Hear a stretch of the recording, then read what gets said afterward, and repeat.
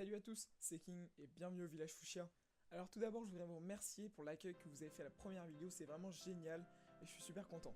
Bref, aujourd'hui on se retrouve pour une théorie sur le mystérieux Dr Vegapunk et comment je le vois apparaître dans le manga. Pour cela je vais m'appuyer sur deux autres personnages très mystérieux du monde de One Piece qui sont Sentomaru et Scooper Gaban. Alors, tout d'abord, pourquoi ces deux personnages? Eh bien il se trouve qu'ils ont un point en commun, c'est leur arme, ils se battent tous les deux avec une hache. Ensuite, il faut savoir que Sentomaru, c'est le garde du corps de Vegapunk, et il est donc logique de dire que si Vegapunk apparaît dans le manga, ce sera en compagnie de Sentomaru. Quel rapport avec Scooper Gaban? Eh bien, ce personnage nous est annoncé depuis bien longtemps, et il est sûr que nous allons le voir arriver à un moment ou un autre de l'histoire.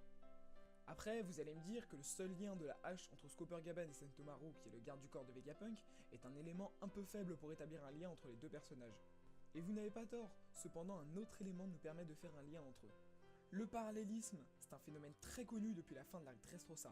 Aussi, je vais pas le retracer, je vous invite donc à aller voir d'autres vidéos à ce sujet-là. Nous serons donc d'accord pour dire que Sentomaru est apparu en même temps que Rayleigh sur l'archipel des Sabaody.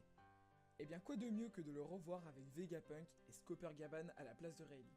Pour ce qui est de la chronologie de ces événements, je pense sincèrement qu'ils n'arriveront pas de sitôt, car beaucoup d'arcs sont déjà prévus, avec notamment la fin de l'arc Totland et l'arc Wano Kuni. Mais je les verrais bien apparaître dans un arc à la fin du manga, avant une grande bataille finale par exemple. Nous pourrions également voir apparaître Kizaru, qui rappelons-le est l'oncle de Sentomaru. Et je sais pas vous, mais moi je kifferais voir un affrontement entre les Mugiwara, Kizaru et Sentomaru, puis Scooper Gaban qui viendrait renverser totalement une situation difficile. Bref, je laisse le choix à notre cher Oda de la suite du manga. Sur ce, j'espère que cette théorie vous a plu, je vais essayer de garder ce format d'environ 2-3 minutes qui me semble vraiment bon pour des théories. Évidemment, n'hésitez pas à donner votre avis sur la théorie en commentaire. Et je vous dis à bientôt au village Fuchsia pour de nouvelles vidéos One Piece.